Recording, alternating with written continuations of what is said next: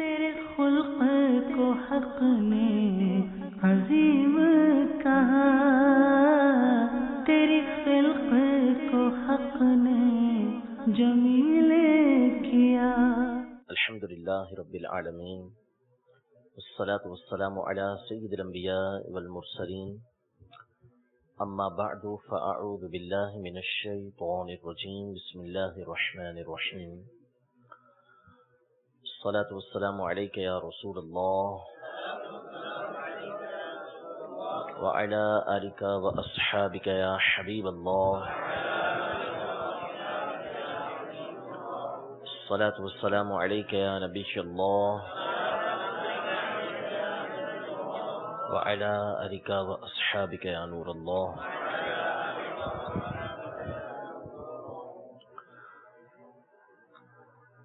قاضی ایاز مالکی رحمۃ اللہ تعالی علیہ کی کتاب الشفاء بتعریف حقوق المصطفیٰ صلی اللہ تعالی علیہ وآلہ وسلم، جو شفا شریف کے نام سے ہمارے دیار میں، ہمارے شہروں کے اندر معروف ہے، اس کا درس بحمد اللہ تعالی ہمارا جاری و ساری ہے۔ پہلا باب، پہلی فصل، جو نبی کریم صلی اللہ تعالی علیہ وآلہ وسلم کی شان و عظمت میں اللہ تبارک و تعالی نے ارشاد فرمایا ہے۔ اس ضمن کے اندر ہمارا درس جاری تھا۔ دو آیتیں اللہ تبارک و تعالی نے جو حضور علیہ الصلوۃ والسلام کی شان میں بیان کی ہیں، ان کا درس پیچھے ہم سن چکے ہیں۔ لقد جاءکم رسول من انفسکم، اور دوسری وما ارسلناک الا رحمۃ للعالمین۔ اب جو آگے قاضی ایاز مالکی رحمۃ اللہ تعالی علیہ بیان کر رہے ہیں، نبی کریم صلی اللہ تعالی علیہ وسلم کی شان کے اندر اللہ تبارک و تعالی نے جو قرآن پاک میں آیت ذکر کی ہے، وہ بیان فرما رہے ہیں۔ وہ ہے اللہ نور السماوات والارض مثل نورہ کمشکاۃ فیہا مصباح، المصباح فی زجاجہ، الزجاجۃ کأنہا کوکب دری یوقد من شجرة مباركة زيتونة لا شرقية ولا غربية يكاد زيتها يضيء ولو لم تمسسه نار نور على نور۔ یہ سورہ نور کی آیت نمبر 35 نمبر یہ آیت ہے، اور نبی کریم صلی اللہ تعالی علیہ وسلم کی شان و عظمت میں یہ ایک زبردست اس کے اندر بیان موجود ہے۔ ارشاد فرمایا اللہ نور السماوات والارض، اللہ زمین اور آسمانوں کا نور ہے، یعنی اللہ تبارک و تعالی زمین اور آسمان کو منور کرنے والا ہے، ان کو روشن کرنے والا ہے، یعنی منور السماوات والارض، آسمانوں اور زمینوں کو اللہ تبارک و تعالی روشن کر دینے والا ہے۔ مثل نورہ، اللہ تبارک و تعالیٰ کے نور کی مثال، کمشکات، ایک ایسے تاک کی طرح ہے کہ فیہا مصباح، اس کے اندر، اس تاک کے اندر ایک بڑا چراغ ہو، المصباح فی زجاجہ، اور وہ چراغ جو ہے ایک فانوس کے اندر رکھا ہوا ہو، اور اس چراغ کے فانوس میں رکھنے کی وجہ سے جیسے اس چراغ سے روشنی پھیل رہی ہے تو کأنہا کوکب دری، گویا کہ وہ ایک روشن ستارہ ہے، روشن چمکتا ہوا ستارہ ہے، یوقد من شجرۃ مبارکۃ زیتونہ، یعنی وہ چراغ جو ہے مبارک درخت زیتون سے، یعنی اس کے تیل سے جلایا گیا ہے، نہ شرقی ہے نہ غربی ہے، قریب ہے کہ اس کی روشنی پھیل جائے، دور دور تک جائے، اگرچہ کہ اس کو آگ نہ چھوئے۔ سمجھ لیں اس کا یعنی کس طریقے سے اس میں شان کو بیان کیا گیا ہے۔ یعنی یہاں قاضی ایاز مالکی رحمۃ اللہ تعالی علیہ علماء کے حوالے سے آگے ذکر کریں گے کہ یہاں پہ مثل نورہ، اللہ کے نور کی مثال، تو یہاں نور سے مراد، دوسرے نور سے مراد نبی کریم صلی اللہ تعالی علیہ وسلم کی ذات گرامی ہے، یعنی محمد صلی اللہ تعالی علیہ وسلم کی مثال۔ مثل نورہ یعنی اللہ کے نور، یعنی محمد صلی اللہ تعالی علیہ وسلم کی مثال، اس بات کو قاضی ایاز مالکی رحمۃ اللہ تعالی علیہ بیان فرما رہے ہیں۔ یعنی اس آیت کے اندر یہ فرمایا کہ کچھ چیزیں بیان فرمائی. ایک دیوار ہوتی ہے، دیوار میں تاک بناتے ہیں، کھڑکی نما بناتے ہیں. ایک تو کھڑکی تو باہر کھلتی ہے، تاک آپ نے دیکھا ہوگا کہ سوراخ بنا دیا چوکور سا، اس میں کبھی کوئی چیز رکھی جاتی ہے، کبھی کوئی چیز رکھی جاتی ہے.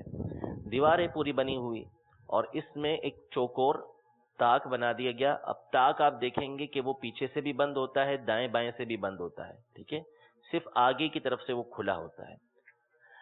کہا کہ اس طرح کا ایک تاک ہے، اس میں چراغ رکھا گیا.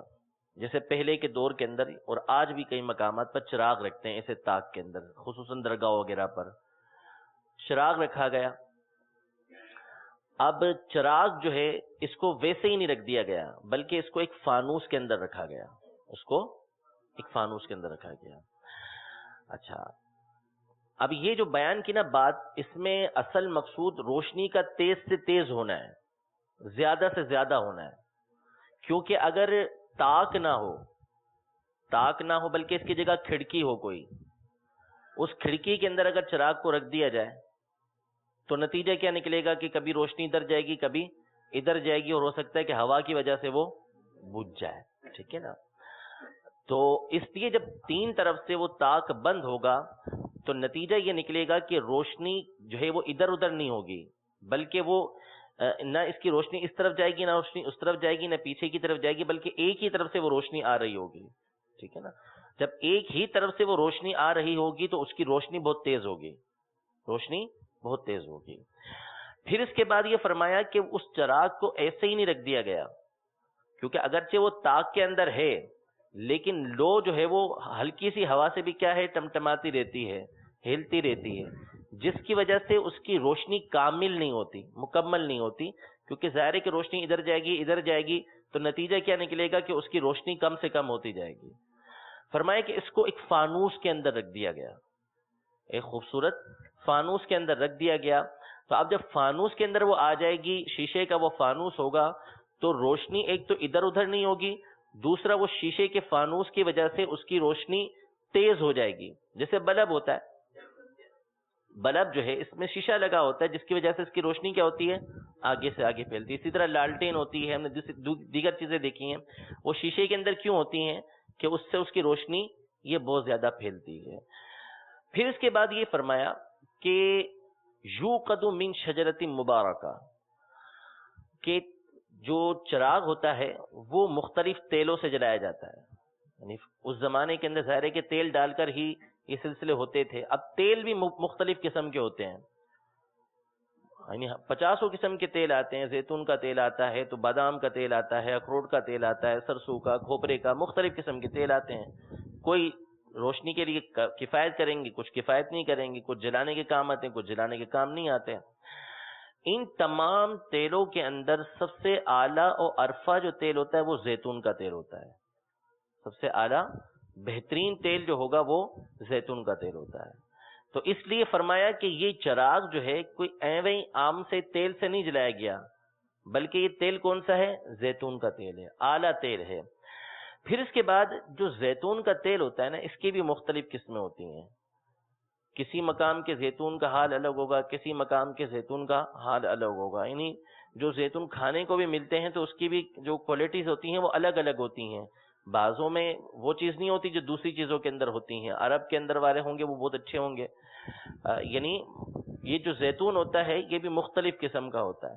تو یہاں بعض جو زیتون کے درخت ہوتے ہیں اس کے بارے میں تفسیر مظہری کے اندر لکھا ہے کہ ایسے زیتون کے تیل ہوتے ہیں کہ جن میں اتنی حدت پائی جاتی ہے اور ایسی اس کی خوبصورتی ہوتی ہے، یعنی جو چمک ہوتی ہے اس کی، اور اس کے اندر بھڑکاؤ جو ہوتا ہے وہ ایسا ہوتا ہے کہ ابھی اگر اس کو آگ نہ بھی دکھائی جائے نا تو وہ خود بخود بھڑک اٹھیں گے.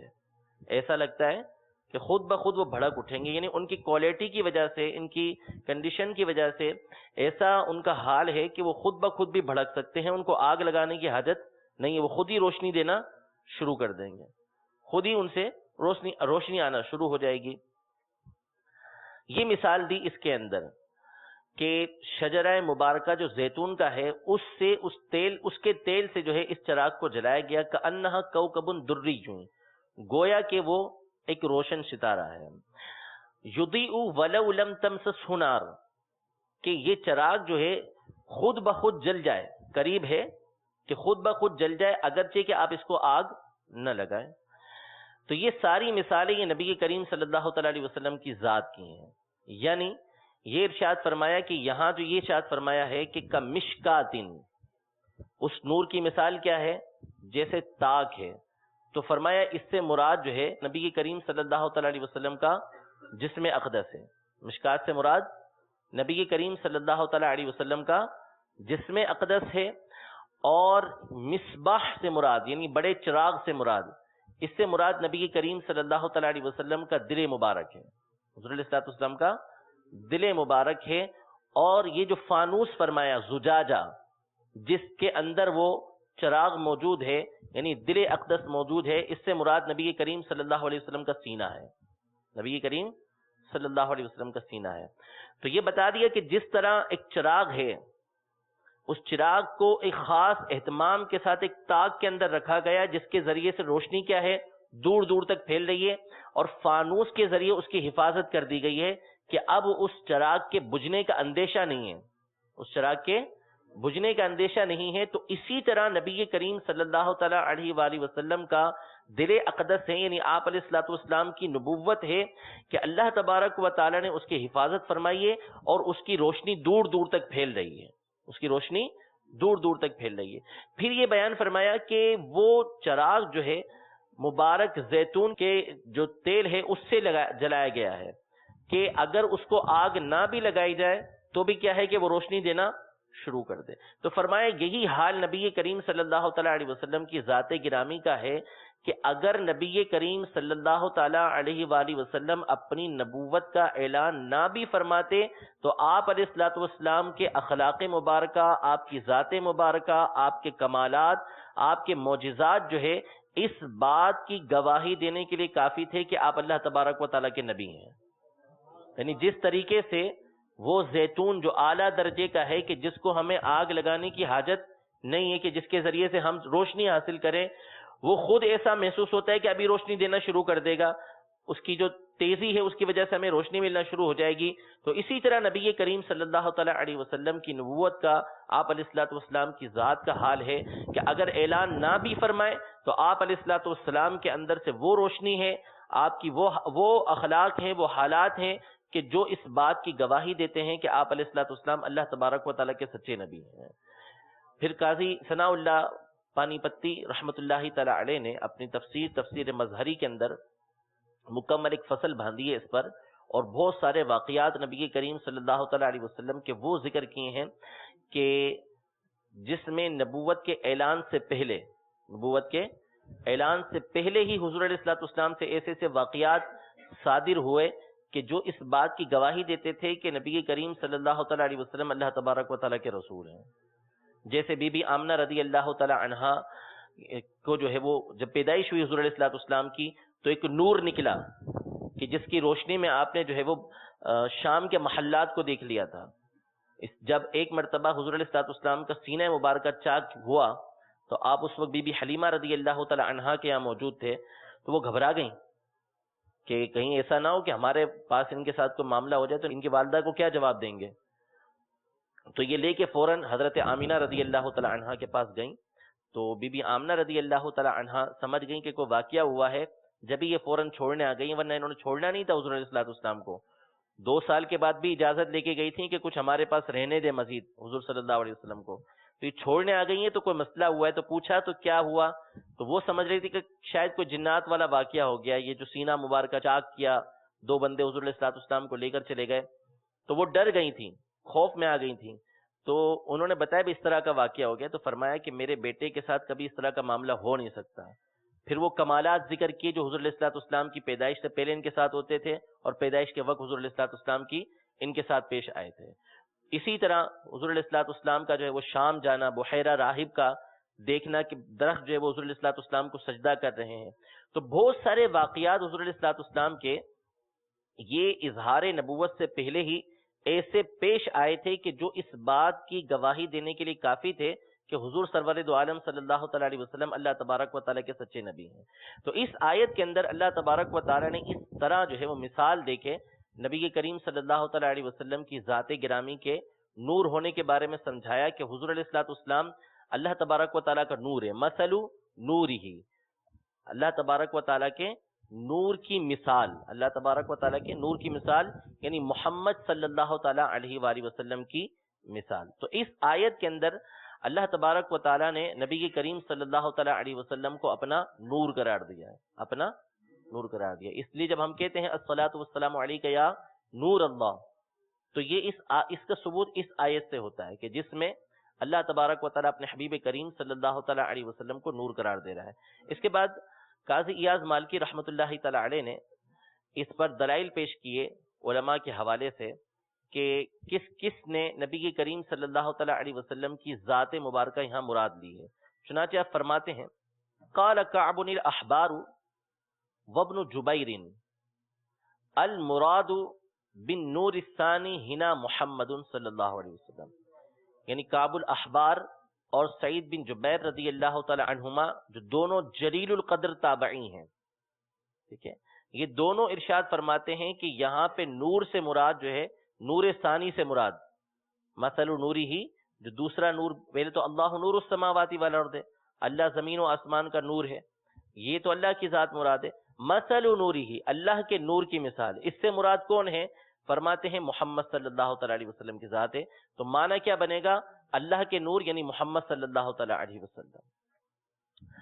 وقولہ تعالی مثل نورہ ای نور محمد، پھر فرماتے ہیں وقال سہل بن عبد اللہ المعنی اللہ ہادی اہل السماوات والارض، کہ اللہ آسمانوں والے اور زمین والوں کو ہدایت دینے والا ہے۔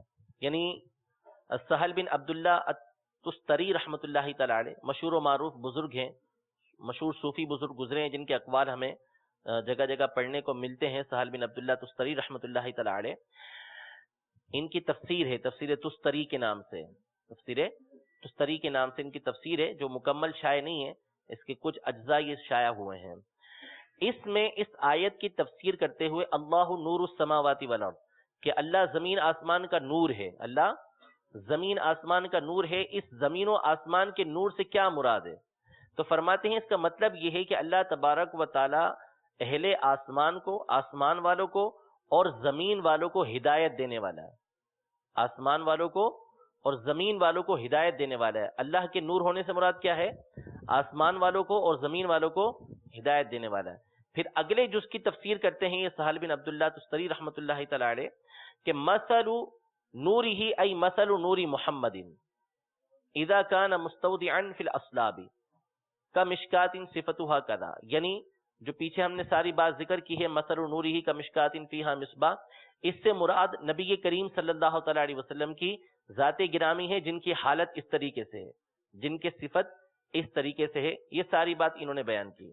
فرماتے ہیں وَأَرَادَ بِالْمِصْبَاحِ قَلْبَهُ، مصباح سے مراد نبی کریم صلی اللہ تعالی علیہ وسلم کا دل مبارک ہے، یعنی مصباح چراغ کبیر، بڑے چراغ سے، اور زجاجہ حضور علیہ الصلوۃ والسلام کا سینہ ہے۔ تو یہ جو سینہ مبارکہ اور دل مبارکہ ہے کأنہ کوکب دری، گویا کہ یہ کیا ہے؟ چمکدار ستارہ ہے، گویا کہ یہ چمکدار ستارہ ہے۔ کس طریقے سے؟ لما فیہ من الایمان والحکمہ، کہ اس کے اندر ایمان و حکمت یہ بھرے ہوئے ہیں۔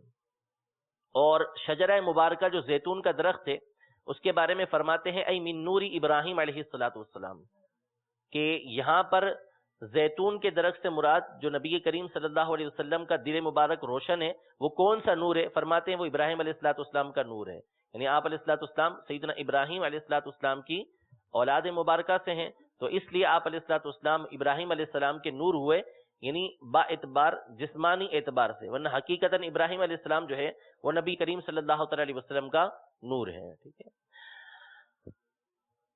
آگے اس کو پھر بیان کیا ہے جو ہم نے پیچھے باتیں بیان کر دی ہیں، اتنی بات کر لی۔ اس کے بعد قاضی ایاز مالکی رحمۃ اللہ تعالی علیہ، یہ تو ایک مثال ہو گئی سمجھانے کی، ٹھیک ہے نا، کہ مثل نورہ کا مشکات فیہا مصباح، کہ اس میں نبی کریم صلی اللہ تعالیٰ علیہ وسلم کے نور کی مثال کو بیان کیا گیا ہے، آپ علیہ الصلوۃ والسلام کی ذات کو بیان کیا گیا ہے۔ اس کے بعد قاضی ایاز مالکی رحمۃ اللہ تعالیٰ علیہ واضح الفاظ میں ارشاد فرماتے ہیں کہ وقد سماہ اللہ تعالی فی القرآن فی غیر ھذا الموضع نورا و سراجا منیرا، یعنی اللہ تبارک و تعالی نے قرآن میں اس جگہ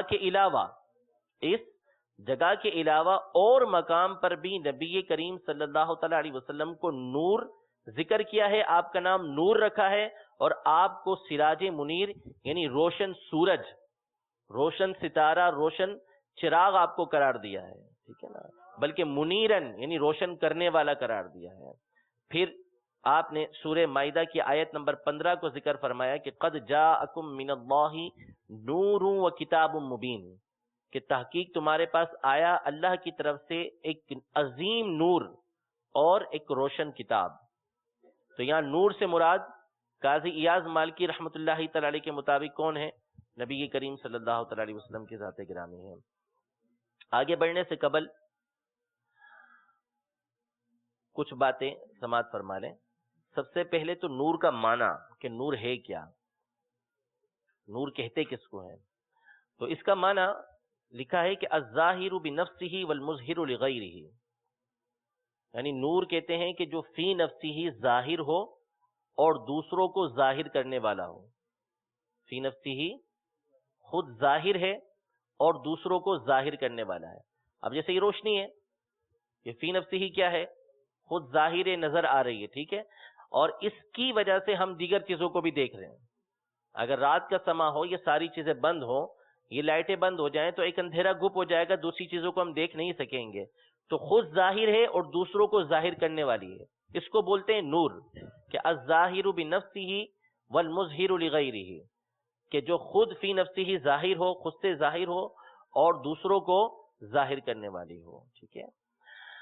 پھر جو نور ہے اس کی دو قسمیں ہیں، ایک نور نور حسی ہوتا ہے اور ایک دوسرا نور نور مانوی ہوتا ہے۔ ایک نور نور حسی ہوتا ہے، دوسرا نور مانوی ہوتا ہے۔ اس نور مانوی کو نور عقلی بھی بولتے ہیں، اس نور مانوی کو نور عقلی بھی بولتے ہیں۔ نور حسی وہ کہ جو آنکھوں سے دیکھنے میں آئے، جو آنکھوں سے دیکھنے میں آئے، جیسے یہی روشنی کو ہم دیکھ رہے ہیں، سورج کو ہم دیکھتے ہیں، اس کی دھوپ کو ہم دیکھ لیتے ہیں، چاند کی روشنی ہوتی ہے اس کو ہم دیکھ رہے ہوتے ہیں، ٹھیک ہے نا۔ تو جو نور جو ہے وہ روشنی کے جو دیکھنے کے اندر آئے اس کو ہم کیا بولیں گے؟ نور حسی، کہ جس کو دیکھا جا سکتا ہے۔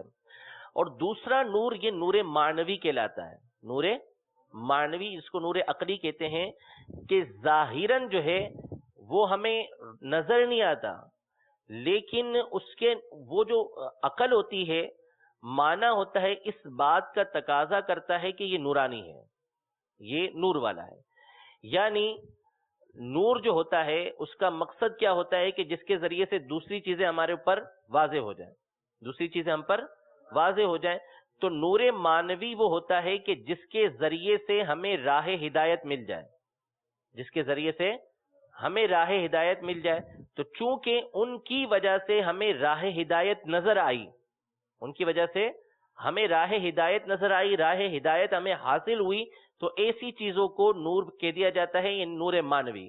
ہماری عقل اس بات کا تقاضا کرتی ہے کہ اگرچہ کہ ان کا نور نظر نہیں آتا، لیکن جس طریقے سے نظر آنے والا نور کام کرتا ہے کہ وہ ہمیں دوسری چیزوں کی رہنمائی دیتا ہے، ایک راستہ دکھا دیتا ہے، تو اسی طرح یہ اشیاء کیا کرتی ہیں؟ ہمیں راستہ دکھا دیتی ہیں۔ ہدایت کا راستہ دکھا دیا، اللہ تبارک و تعالیٰ تک پہنچنے والا راستہ دکھا دیا، نیکی کا راستہ دکھا دیا، دلائل ہمارے سامنے واضح کر دیے۔ تو ان بنیادوں پر ایسی اشیاء کو کیا کہتے ہیں؟ نور معنوی کہتے ہیں۔ جیسے قرآن کریم ہے، جیسے قرآن کریم ہے، اللہ تبارک و تعالیٰ قرآن پاک میں فرماتے وَأَنزَلْنَا إِلَيْكُمْ نُورًا مُبِينًا، وَأَنزَلْنَا إِلَيْكُمْ نُورًا مُبِينًا، کہ ہم نے آپ کے پاس جو ہے وہ بیان کر دینے والے نور کو نازل فرمایا۔ تو اب قرآن سے بظاہر تو روشنی پھوٹتی ہوئی نظر نہیں آتی نا، بظاہر قرآن کے اندر ہمیں روشنی نظر نہیں آتی، لیکن یہ قرآن کیا ہے؟ نور ہے، نور معنوی ہے۔ کیوں؟ اس لیے کہ اس قرآن کے ذریعے ہمیں ہدایت حاصل ہوتی ہے۔ اسی طرح قرآن پاک میں فرمایا کہ ہم نے توریت کو نازل کیا جس میں ہدایت و نور ہے۔ یعنی جس وقت اللہ تبارک و تعالیٰ نے توریت کو سیدنا موسیٰ علیہ نبینا علیہ الصلوۃ والسلام پر نازل کیا، جو اصل توریت تھی، جس وقت تک بنی اسرائیل نے اس میں تحریف نہ کی، اس میں تبدیلی نہ کی، تو جو اس کی اصل آیات ہیں اس کے اندر نور و ہدایت موجود ہے، اس میں نور و ہدایت موجود ہے، ٹھیک ہے۔ اسی طرح اللہ تبارک و تعالیٰ نے اسلام کے بارے میں فرمایا کہ افمن شرح اللہ صدرہ للاسلام فهو علی نور من ربی، اللہ تبارک و تعالیٰ نے اسلام کے لیے جس کا سینہ کھول دیا تو وہ اللہ تبارک و تعالیٰ کی طرف سے ایک نور پر ہے، ہدایت کے اوپر ہے وہ موجود۔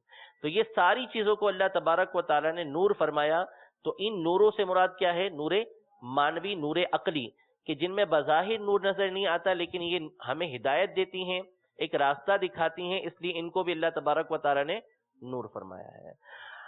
اچھا، دوسری بات یہ کہ اللہ تبارک و تعالیٰ کی ذات پر بھی نور کا اطلاق کیا گیا ہے، جیسا کہ ابھی ہم نے قرآن کی آیت سنی، اللہ نور السماوات والارض، اللہ آسمانوں اور زمین کا نور ہے، ٹھیک ہے نا۔ تو اللہ تبارک و تعالیٰ اپنے جو مظاہر قدرت ہیں، جو اس کی نشانیاں ہیں، ان نشانیوں پر جب بندہ غور کرتا ہے تو اللہ تبارک و تعالیٰ اس کے سامنے ظاہر ہے، یعنی اس کو پتہ چل جاتا ہے کہ ذات باری تعالیٰ موجود ہے، ٹھیک ہے۔ یعنی بندہ جب اللہ تبارک و تعالیٰ کی قدرت کے اوپر، اس کی تخلیقات پر غور و فکر کرے گا تو یہ سارے کے سارے جو مظاہر قدرت ہیں یہ اس بات کی گواہی دیں گے کہ اللہ تبارک و تعالیٰ ظاہر ہے، موجود ہے، ٹھیک ہے نا۔ اگرچہ کہ ہم اسے آنکھوں سے نہیں دیکھ سکتے، آنکھوں سے نہیں دیکھ سکتے کیونکہ وہ مکان سے، جسم و جہت سے پاک ہے، اس لیے دنیا کے اندر اس کو جاگتی آنکھوں سے ہم نہیں دیکھ سکتے، ٹھیک ہے نا۔ اللہ تبارک و تعالیٰ نور اس اعتبار سے ہے کہ وہ ظاہر ہے اور دوسروں کو ظاہر کرنے والا ہے، دوسروں کو اس اعتبار سے جب دیکھا جائے گا تو حقیقی نور کا اطلاق صرف ذات باری تعالیٰ پر ہے، حقیقتاً نور کا اطلاق صرف اور صرف ذات باری تعالیٰ پر ہوگا، اللہ تبارک و تعالیٰ کی ذات پر ہوگا، باقی کسی پر حقیقت کے اعتبار سے نور کا اطلاق نہیں ہو سکے گا، یہ جب لحاظ کریں گے ہم تو، ٹھیک ہے نا۔ اور باقی جتنی بھی چیزیں ہیں، نبی کریم صلی اللہ تعالیٰ علیہ وسلم کی ذات گرامی ہو، یا قرآن ہو، یا اسلام ہو، یا یہ سورج ہے، یہ چاند ہے، یہ مختلف قسم کی روشنیاں ہیں، یہ ساری کی ساری جو نور ہیں یہ اللہ تبارک و تعالیٰ کی عطا سے ہیں۔ اللہ تبارک و تعالیٰ نے ان میں نور رکھا تو یہ نور والی بنی، ان چیزوں میں نور رکھا تو نور والی بنی کہ خود بھی ظاہر ہوئی اور دوسروں کو بھی ظاہر کرنے والی ہو گئی، ٹھیک ہے۔ تو جب یہ لحاظ کریں گے کہ الظاہر بنفسہ والمظہر لغیرہ، اور اس کی حقیقت کا لحاظ کریں گے تو صرف اور صرف اللہ تبارک و تعالیٰ کی ذات پر اس کا اطلاق ہوگا، اور جب عطا کا لحاظ کریں گے تو پھر ان تمام چیزوں پر جو ہے وہ نور کا اطلاق ہوتا چلا جائے گا، ٹھیک ہے۔ قرآن پاک کی یہ آیت، اس کے علاوہ دیگر آیتوں کے اندر نبی کریم صلی اللہ تعالیٰ علیہ وآلہ وسلم کی ذات گرامی پر اللہ تبارک و تعالیٰ نے نور کا اطلاق کیا ہے۔ حضور علیہ الصلوۃ والسلام نور حسی بھی تھے اور نور مانوی بھی تھے، نور حسی بھی تھے اور نور مانوی بھی تھے۔ نور مانوی میں تو کوئی اختلاف کر ہی نہیں سکتا، یعنی پہلی بات یہ کہ آپ علیہ الصلوۃ والسلام کی ذات پر نور کا اطلاق ہو سکتا ہے نہیں ہو سکتا؟ آپ علیہ الصلوۃ والسلام کو نور بول سکتے نہیں بول سکتے؟ تو اب جو قاضی ایاز مالکی رحمت اللہ تعالی علیہ ہیں یا آگے دیگر اقوال آ رہے ہیں، اس کی روشنی میں اتنی بات تو بالکل واضح ہے کہ آپ علیہ الصلوۃ والسلام کی ذات پر نور کا لفظ بولنا بالکل جائز ہے، نور کا لفظ بولنا بالکل جائز ہے۔ اور کیسے جائز نہ ہوتا کہ نبی کریم صلی اللہ تعالیٰ علیہ وآلہ وسلم کی ذات گرامی کی جو اسماء ہیں، آپ علیہ الصلوۃ والسلام کے جو نام مبارک ہیں، ان کی تعداد بہت ساری ہے۔ اعلیٰ حضرت امام اہل سنت نے 1400 نام ذکر کیے، یعنی ذکر کرنے سے مراد آپ نے فرمایا میں نے 1400 نام جمع کیے ہیں، اور اس پر حد نہیں ہے، اس پر حد نہیں ہے۔ قاضی ابو بکر ابن عربی رحمۃ اللہ تعالی نے فرمایا کہ صوفیہ نے فرمایا کہ حضور علیہ الصلوۃ والسلام کے 2000 سے زیادہ نام ہیں، 2000 سے زیادہ نام ہیں، لیکن اس پر بس نہیں ہے، اس پر بس نہیں ہے۔ کیوں بس نہیں ہے؟ اس لیے کہ جو اسماء ہوتے ہیں نا، جو نام ہوتے ہیں، یہ بندے کی کمالات پر دلالت کرتے ہیں، اس کی صفات کے اوپر دلالت کرتے ہیں، ہمیں بتاتے ہیں کہ اس کے اندر کیا کیا کمالات ہیں، اس کے اندر کیا کیا صفتیں ہیں، ٹھیک ہے نا، کیا چیزیں اس کے اندر موجود ہیں۔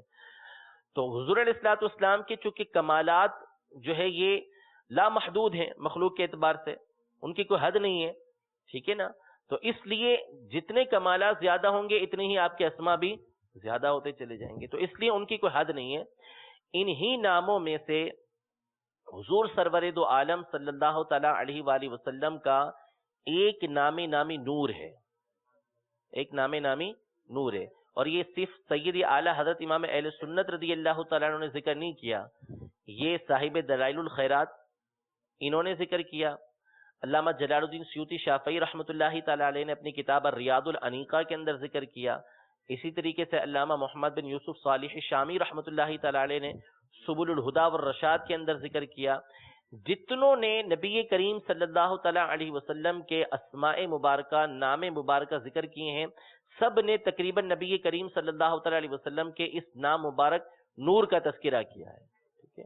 تو یہ کیا بات ظاہر کرتی ہے؟ سب سے پہلی بات تو یہ ظاہر ہوتی ہے کہ آپ علیہ الصلوۃ والسلام کی ذات گرامی کے اوپر نور کا لفظ بولنا، آپ علیہ الصلوۃ والسلام کو نور بولنا، ان تمام علماء اہل سنت کا موقف ہے، جو آج سے نہیں سینکڑوں سال پرانے ہیں، ٹھیک ہے نا؟ پہلی بات۔ دوسری بات یہ کہ حضور علیہ الصلوۃ والسلام آیا نور مانوی ہیں یا نور حسی ہیں؟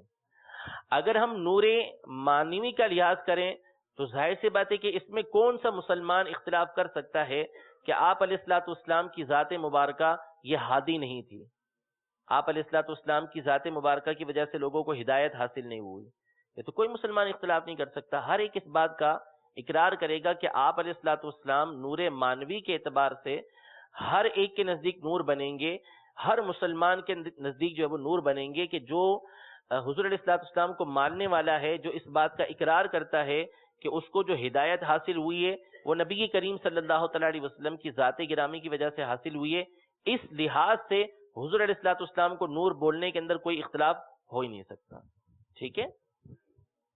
آگے رہے، نبی کریم صلی اللہ تعالیٰ علیہ وسلم نور حسی ہیں یا نہیں ہیں؟ نور حسی ہیں یا نہیں ہیں؟ اس پر احادیث طیبہ بھی دلالت کرتی ہیں کہ آپ علیہ الصلوۃ والسلام نور حسی ہیں، آپ علیہ الصلوۃ والسلام نور حسی ہیں، اور اسی طرح علماء اہل سنت کے جو قدیم ہیں ان کے اقوال بھی موجود ہیں کہ جنہوں نے حضور علیہ الصلوۃ والسلام کے نور حسی ہونے کی وضاحت کی ہے، نور حسی ہونے کی وضاحت کی۔ اچھا، پہلے یہ میں عرض کر دوں، اصل میں بہت سارے افراد ہوتے ہیں، ہم تو محبت بھری باتیں کر رہے ہیں اور ہم نے ظاہر ہے کہ یہ باتیں کر کے اپنے دل کے اندر نبی کریم صلی اللہ علیہ وسلم کا نور پیدا کرنا ہے، لیکن بعض اوقات لوگ جو ہے وہ غلط فہمی کی بنیاد پر اہل سنت پر اس بات کا الزام رکھ دیتے ہیں کہ جو اہل سنت ہیں وہ حضور علیہ الصلوۃ والسلام کی بشریت کا انکار کرتے ہیں، یعنی بشر مانتے ہی نہیں ہیں۔ دیکھیں، یہ کوئی بات نہیں ہے، عقیدہ جو ہے آپ اپنی طرف سے گھڑ کے کسی کے اوپر تھوپ نہیں سکتے کہ تمہارا یہی عقیدہ ہے۔ عقیدہ جس کا عقیدہ ہوگا وہی بیان کرے گا، یا اس کی کتابوں میں لکھا ہوگا، اس کے بزرگوں نے بیان کیا ہوگا۔ ہمارے جتنے بھی معروف علماء ہیں سب نے اپنی اپنی کتب عقائد کے اندر اس بات کو واضح فرمایا ہے کہ ہمارے نزدیک نبی کریم صلی اللہ تعالیٰ علیہ وسلم بشر ہیں، حضور علیہ الصلوۃ والسلام بشر ہیں اور نور بھی ہیں، بشر ہیں اور نور بھی ہیں، اور جو بھی نبی کریم صلی اللہ تعالیٰ علیہ وآلہ وسلم کی بشریت کا علی الاطلاق انکار کرے، مطلقاً حضور علیہ الصلوۃ والسلام کی بشریت کا انکار کرے، ایسا شخص دائرہ اسلام سے خارج ہے۔ سیدی اعلیٰ حضرت امام اہل سنت رضی اللہ تعالیٰ عنہ نے فتاوی رضویہ کی 15ویں جلد کے اندر واضح الفاظ میں یہ ارشاد فرمایا کہ جو شخص بھی نبی کریم صلی اللہ تعالیٰ علیہ وآلہ وسلم کی بشریت کا مطلقاً انکار کرنے والا ہے وہ کافر ہے۔ من انکر بشریت النبی صلی اللہ تعالیٰ علیہ وسلم مطلقاً فقد کفر، کہ جس نے نبی کریم صلی اللہ تعالیٰ علیہ وآلہ وسلم کی بشریت کا مطلقاً انکار کیا وہ دائرہ اسلام سے خارج ہے۔ یہی بات صدر الشریعہ بدر الطریقہ مولانا امجد علی خان رحمۃ اللہ تعالیٰ علیہ نے، جو ہمارے مشہور بزرگ ہیں، اپنی کتاب بہار شریعت کے اندر نقل کی۔ صدر الافاضل مولانا نعیم الدین مراد آبادی رحمۃ اللہ تعالیٰ علیہ، انہوں نے اپنی کتاب العقائد کے اندر اس کو ذکر کیا۔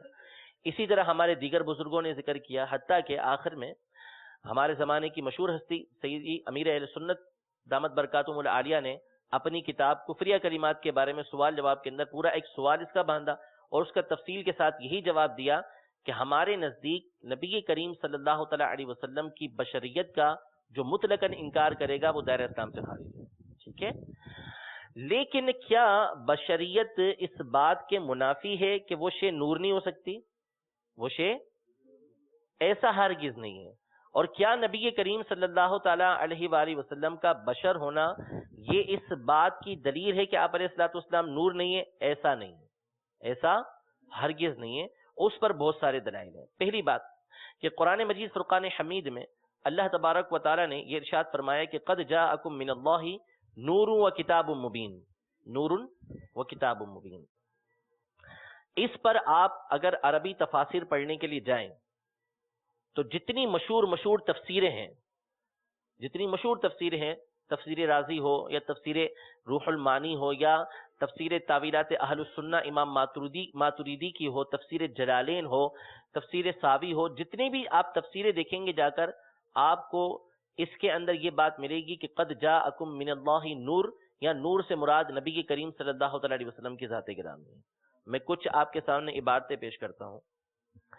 امام ابو منصور ماتریدی رحمت اللہ تعالی علیہ جو ہمارے امام ہیں، امام اہل سنت ہیں، اور ہم حنفی حضرات جو ہیں وہ ماتریدی کہلاتے ہیں عمومی طور پر، یعنی ایک اشاعرہ ہوتے ہیں، دوسرے ماتریدیہ ہوتے ہیں، تو ہم ماتریدی سلسلے سے ہیں، ٹھیک ہے نا. تو یہ امام ابو منصور ماتریدی رحمت اللہ تعالی علیہ ان کی تفسیر ہے تعویلات اہل السنہ کے نام سے، تعویلات اہل السنہ. یہ 10 جلدوں کے اندر مطبوع تفسیر ہے. تعویلات اہل السنہ کے اندر امام ابو منصور ماتریدی رحمت اللہ تعالی علیہ قد جاءکم من اللہ نور کے بعد فرماتے ہیں ہوا محمد صلی اللہ تعالی علیہ وسلم، یعنی یہاں نور سے مراد نبی کریم صلی اللہ تعالی علیہ وسلم کی ذات گرامی ہے. اب وہ نور مانوی ہے یا نور حسی ہے وہ بحث الگ ہے، نور مانوی ہے یا نور حسی ہے وہ بحث الگ ہے. لیکن اتنی بات ثابت ہوئی کہ امام اہل سنت امام ابو منصور ماتریدی رحمت اللہ تعالی علیہ کے نزدیک جو ہے وہ نبی کریم صلی اللہ تعالی علیہ وسلم کی ذات گرامی پر نور کا اطلاق کرنا، آپ کو نور بولنا یہ بالکل درست ہے. اور قرآن پاک کی اس آیت یعنی نور سے مراد نبی کریم صلی اللہ تعالی علیہ وسلم کی ذات گرامی ہے. اور اس طرح کئی علماء کی اس موضوع پر کتابیں ہیں. اللہ تبارک و تعالی عمل کی توفیق عطا فرمائے. آمین بجاہ النبی الامین صلی اللہ تعالی علیہ وآلہ وسلم. سیدتنا عائشہ صدیقہ رضی اللہ تعالی عنہا کا ایک واقعہ یہ ہے، اب فرماتی ہیں کہ میں ایک دفعہ بیٹھی ہوئی چرخہ جو ہوتا ہے نا وہ کاٹ رہی تھی، اور حضور علیہ الصلوۃ والسلام وہیں تشریف فرما تھے اور اپنے چپل مبارک کو سی رہے تھے. حضور علیہ الصلوۃ والسلام کی جو پیشانی مبارکہ تھی وہ عرق آلود ہو رہی تھی، یعنی اس پہ پسینہ پسینہ آیا ہوا تھا. فرماتی ہیں کہ حضور علیہ الصلوۃ والسلام کے اس پسینہ مبارکہ سے نور نکل رہا تھا، یتولد نوراً. یہ تو ایک عالم تھا، اگر حضور علیہ الصلوۃ والسلام کا مکمل نور ہمارے سامنے ظاہر کر دیا جاتا تو علماء اس بات کی تصریح فرما چکے، امام قرطبی وغیرہ، کہ یہ تو اللہ کی ہم پر شفقت و رحمت ہے کہ اللہ نے مکمل نور ہمارے سامنے، مکمل حسن حضور علیہ الصلوۃ والسلام کا ظاہر نہیں کیا، ورنہ ہم تو اس کو دیکھنے کی تاب بھی نہیں رکھتے تھے. حضرت ابن عباس رضی اللہ تعالی عنہما یہ فرماتے ہیں حضور علیہ الصلوۃ والسلام کا سایہ نہیں تھا، یہ ابن جوزی کے حوالے سے لکھ رہے ہیں. اور آپ علیہ الصلوۃ والسلام کبھی سورج کے سامنے کھڑے نہ ہوتے مگر یہ کہ آپ کی روشنی سورج کی روشنی کے اوپر غالب آ جاتی. تیرے خلق کو حق نے